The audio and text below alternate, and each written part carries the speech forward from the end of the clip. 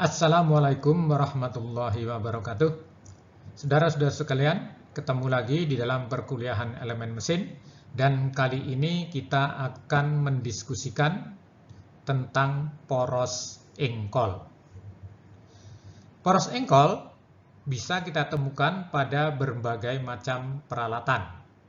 Poros engkol digunakan untuk mengubah gerak lurus menjadi gerak putar, misalnya seperti pada motor bakar torak, atau sebaliknya, mengubah gerak putar menjadi gerak lurus, misalnya seperti pada kompresor torak. Pada waktu bekerja, poros engkol akan menerima beban statis dan beban dinamis yang cukup besar, terutama pada beban dinamisnya. Pembahasan berikut hanya dibatasi pada analisis pembebanan menurut beban statis saja, yakni pada posisi sudut engkol tertentu, yaitu pada saat momen lentur maksimum dan pada saat terjadinya torsi maksimum. Karena perkuliahan ini terletak pada semester 4 dan saudara-saudara sekalian belum memperoleh tentang dinamika secara utuh. Nah, pada gambar ini ditunjukkan suatu engkol dengan satu silinder.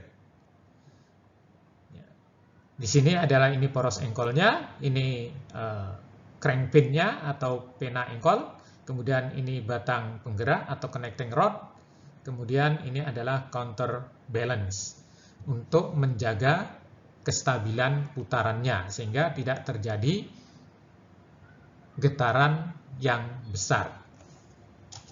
Sedangkan pada gambar ini kita bisa melihat bahwa terdapat 4 piston di sini. Ya, komponennya juga hampir sama dengan seperti yang terlihat kita di sebelah kiri, hanya jumlahnya saja yang lebih banyak.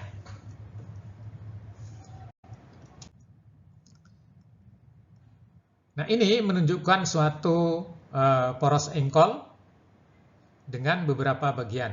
Coba Anda perhatikan di sini ada berapa silinder yang menggunakan poros engkol ini. Ya, ternyata terdapat 4 buah silinder. Jadi kalau kita perhatikan ini sumbu utamanya, maka ini merupakan sumbu putar dari poros engkol ini. Dan semua crankpin yang berada di luar sumbu putar itu akan terhubung dengan satu silinder masing-masing. Seperti yang terlihat di sini, ini yang di sebelah kiri satu silinder, kemudian yang ini di sebelah bagian atas satu lagi silinder, di bagian atas di sebelah kanan satu lagi silinder, dan di ujung paling kanan satu lagi silinder. Sehingga di sini terdapat 4 buah silinder.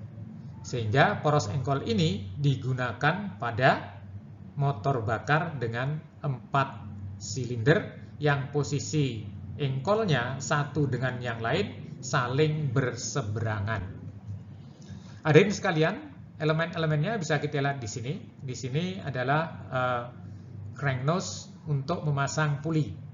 Kemudian di sini ada counterweight untuk menjaga kesetimbangan putarannya sehingga tidak terjadi gaya sentrifugal yang besar akibat posisi eksentrisitas dari massa-massa yang ada di sini.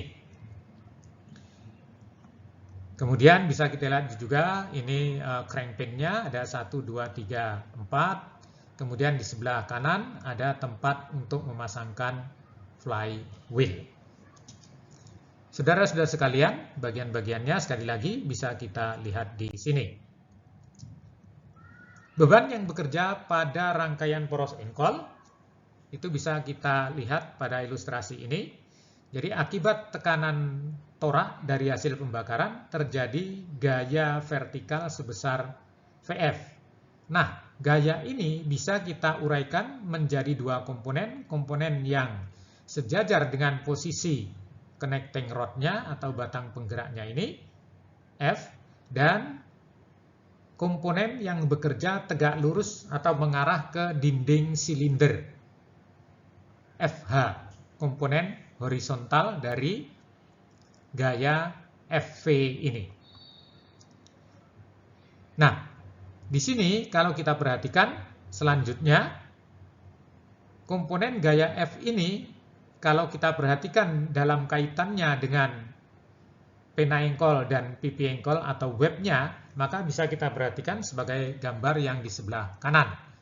Ini FV-nya, kemudian ini yang menekan ke dinding silinder, kemudian ini yang diteruskan ke pena engkol, ya, atau crankpin di sini. Nah, selanjutnya ini setelah diteruskan ke pena engkol, diuraikan lagi menjadi komponen radial dan komponen tangensial. Komponen radial akan menyebabkan beban tarikan pada pipi engkol dan lenturan pada